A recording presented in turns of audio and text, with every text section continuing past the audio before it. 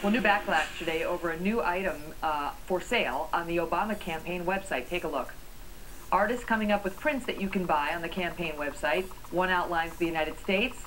Another is another shot of the American flag, but instead of, placing the stars where they're supposed to be, they've placed the president's campaign logo. Supporters say it's just an image, but many critics are upset.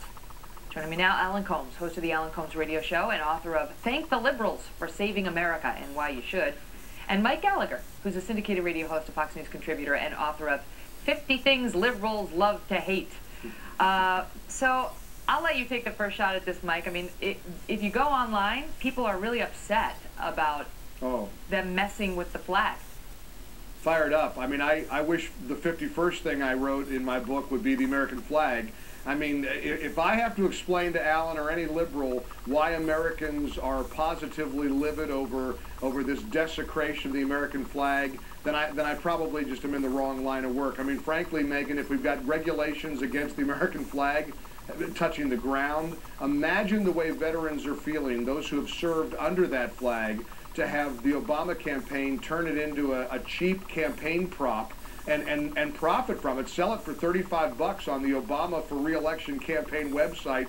I mean, this is just absolute proof positive of how tone-deaf liberal Democrats can be over issues like this. It's extraordinary that the mainstream media is largely silent on this. I only hope and pray Governor Romney points this out to millions of angry Americans over this defiling of our treasured American flag. You know, Alan, I think about how the military, members of the military treat the flag and the respect with which they treat it when they put it up and they take it down, and the sunset and the sundown and so on. People get upset when you see an American flag, sitting out overnight, sitting on the ground if it's fallen after a storm. And they just feel a real connection to the American flag. And there's a question about whether this is a smart move to mess with it with a campaign logo. Well, it's interesting. I guess Mike is. I'm going to buy one for Mike. That's what I'm going to do. I'm going to send it to him. Can I burn it? Yes, you can. As a matter, you make a very good point, because the Supreme Court says you actually can burn the flag because that's free speech. I knew you'd like that. So I'm glad you brought that up. But this is not the first campaign to have done this. The last one to do it was a Republican president named Abraham Lincoln, who in 1860 did the very same thing. Put his picture on the American flag. Now, the GOP loves to call itself the party of Lincoln. I want you to attack Abraham Lincoln for having done the same thing. If it's good for the goose, good for the gander, right? What the problem, Alan, is that at a time when we're watching on Fox News video of the American flag being burned by Islamists or being trampled upon, I mean, if you got to go back to the 1800s as an example of a Republican who did the same thing, that's a far cry from today. Come on, Alan, you're hearing the reaction. Let me just say this. The Obama campaign was asked about it. They tweeted out an explanation saying it's a poster to say there are no red states or blue states, only the United States.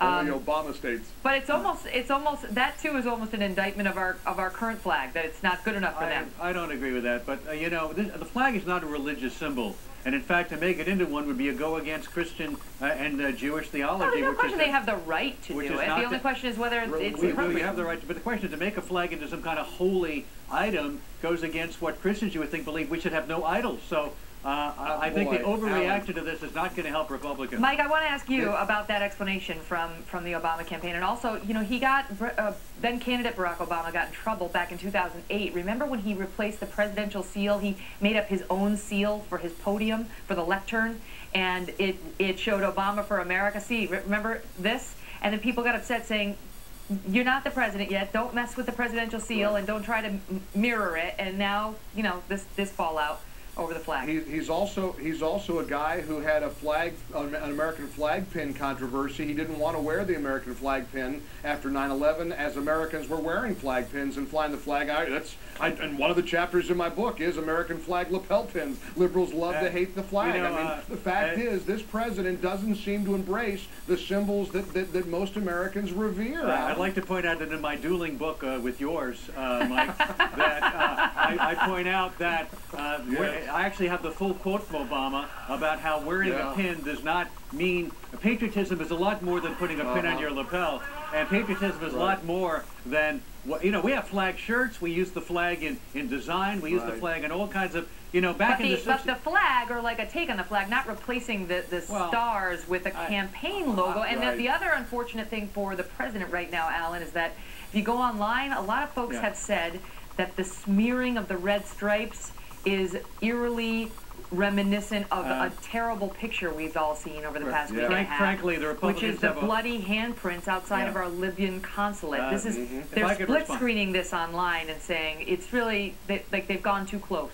I think the Republicans have a lot more problems right now with the 47% comment, with a Romney campaign that is not doing as well as it needs to do in the swing states, with an Obama surge that is happening in almost all of the polls right now, especially in the states he needs to win. So if I were you, Mike, I'd be a little more concerned about some real issues that are hurting your ability to overtake the Democrats. Mike, you do have concerns today, and not all of them relate to this issue, but you mentioned your book. There's some dust up about your book.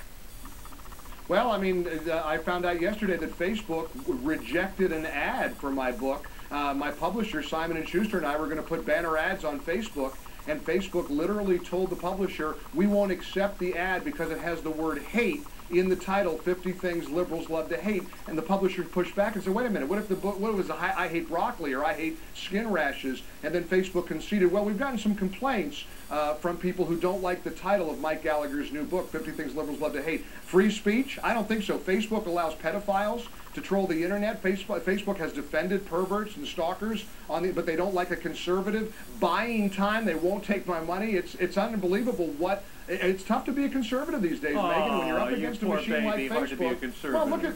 Alan, I'll bet you they'll take your what's your ad, book Alan. title, Alan? What's your book title again? My book is Thank the Liberals for Saving America. And by the way, Mike, you're welcome. But I would support your right to advertise on Facebook. Absolutely. We'll reach out to Facebook and try to get a comment on that because obviously you make a good point. I mean, how could they reject a book that was titled I Hate Skin Rashes? Is that what you said? Broccoli. Yeah, skin rashes. I'm against I hate skin rash. You know, I mean, but they literally, Megan, they said, but that's their official position. They rejected the ad, and the ad just says, buy Mike Gallagher's book, 50 Things Liberals Love to Hate. There's a lot of conservative authors who go right to the top of the bestseller list, and so there's clearly a market for those kinds of... From your lips to God's ears, Megan. Well, Alan's going to be right behind you, or maybe even ahead of you at this rate. What do you mean behind him? What do you mean by that? I was going to say, because you can advertise on Facebook now, Alan. You've really been given the heads up. I will stand up for your right, Mike, to that. You should all I want to know, Alan, if you've ever been featured in People magazine. Did you see that spread on Megyn Kelly? Wow! We all have to. That would sell a lot of Megan is ahead of both of us in terms of that kind. You better tease, spray, repeat. Congratulations. High school yearbook picture. All right, guys, thank you. Thank you. We're coming up just hours before the deadline to mail absentee ballots to our military men and women serving overseas. We'll take a look at a report slamming the Defense Department for failing to implement a law that requires them to help our troops vote. Stay with us.